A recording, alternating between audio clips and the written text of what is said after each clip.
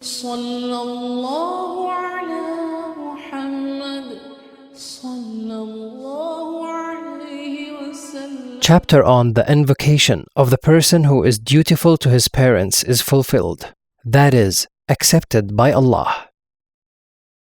Narrated Ibn Umar, may Allah be pleased with them.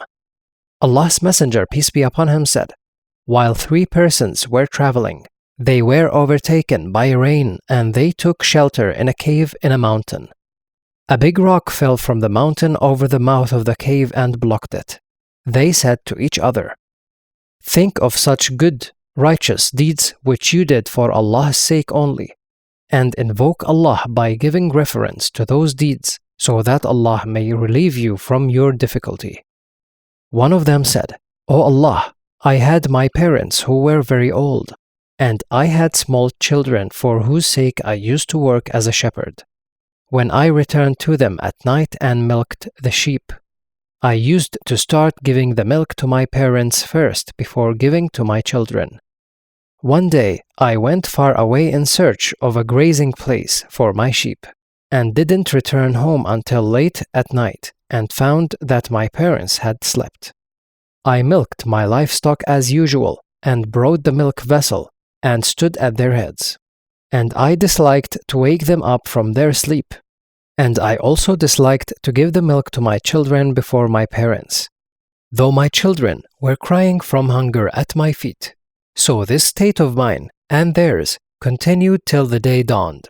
O Allah, if you considered that I had done that only for seeking your pleasure, then please let there be an opening through which we can see the sky. So Allah made for them an opening through which they could see the sky.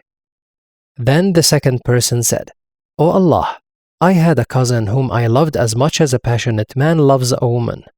I tried to seduce her, but she refused till I paid her 100 dinar. So I worked hard till I collected 100 dinar and went to her with that.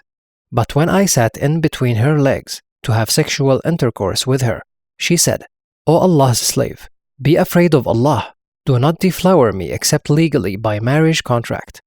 So I left her. O Allah, if you considered that I had done that only for seeking your pleasure, then please let the rock move a little to have a wider opening. So Allah shifted that rock to make the opening wider for them. And the last third person said, O Allah, I employed a laborer for wages equal to a faraq, a certain measure of rice. And when he had finished his job, he demanded his wages, but when I presented his due to him, he gave it up and refused to take it.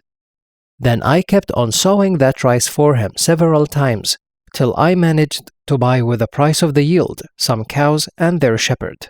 Later on, the laborer came to me and said, O Allah's slave, be afraid of Allah, and do not be unjust to me and give me my due. I said to him, go and take those cows and their shepherd. So he took them and went away. So, O Allah, if you considered that I had done that for seeking your pleasure, then please remove the remaining part of the rock. And so Allah released them from their difficulty, and the rock was removed completely from the mouth of the cave. See Hadith 2215.